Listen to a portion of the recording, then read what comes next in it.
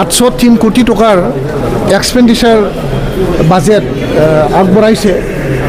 তো যিটো বাজেট এই বাজেটখন অহাকালি ডিছকাশ্যন হ'ব আৰু ইয়াৰ ওপৰত আমি কেইটামান পইণ্ট ইতিমধ্যে আমি বাছি থৈছোঁ যে যিটো এল'কেশ্যন আমি দেখিছোঁ তাত ৰেভিনিউ এক্সপেণ্ডিচাৰটো বেছি, মানে কেপিটেল এক্সপেণ্ডিচাৰটো কম।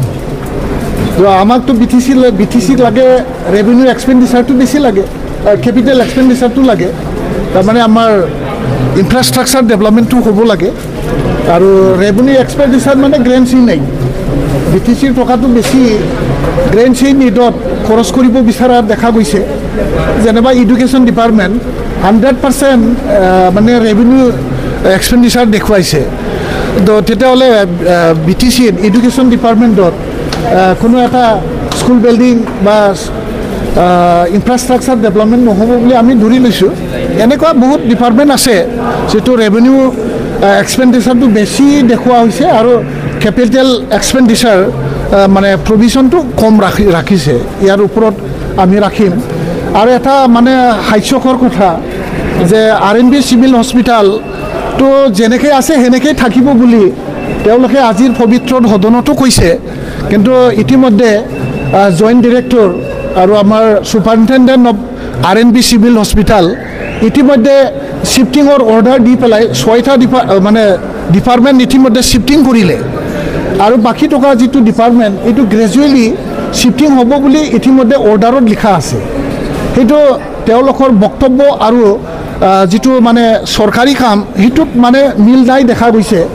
সেইটো আমি অহাকালি তীব্ৰ বিৰোধিতা কৰিম আৰু আজিৰ আপোনালোকৰ জৰিয়তে আমি সেইটোৱে তেওঁলোকক কৈছোঁ যে আপোনালোকে খালি মুখত কিয় কয়, কামতো যিকোনো মুখত কৈছে সেইটোকে কৰিলে ভাল হয়।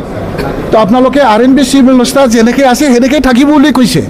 কিন্তু আপোনালোকে আজিৰ দিনত মানে যিটো ডিপাৰ্টমেণ্ট এই ডিপাৰ্টমেণ্টক শ্বিফটিং কৰি আছে আৰু already RNB civil hospital is amalgamated with the civil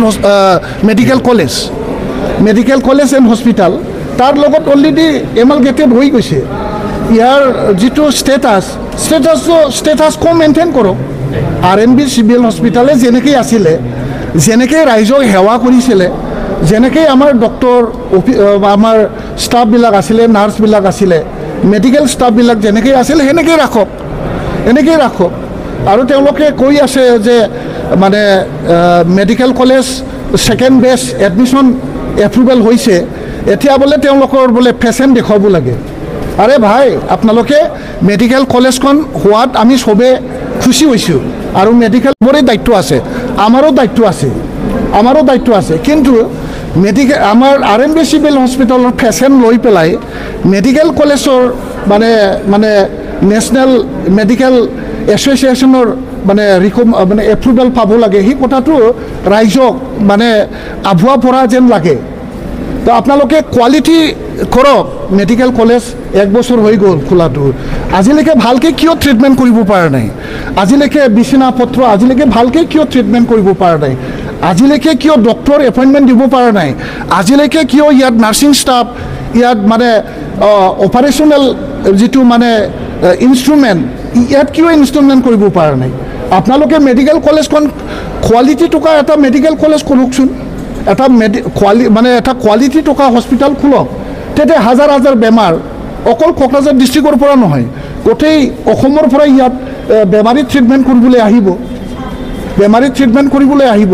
ইয়াত যে পেচেণ্টৰ পাৰ্চেণ্টেজ দেখুৱাবৰ কাৰণে এটা মেডিকেল কলেজখন আপোনালোকে শ্বিফটিং কৰিব আৰু ৰাইজৰ আগত ক'ব শ্বিফটিং কৰা নাই, RNB চিভিল হস্পিটেল যেনেকৈ আছে সেনেকৈয়ে থাকিব, সেইটো কেতিয়াও নহয়। কোনোবা এটা ৰাজনৈতিক মানে দলক দোষাৰোপ কৰি পেলাই আপোনালোকে মানে BTCৰ যে ভাল কাম কৰিব বিচাৰিছে, এইটো কেতিয়াও নহয়।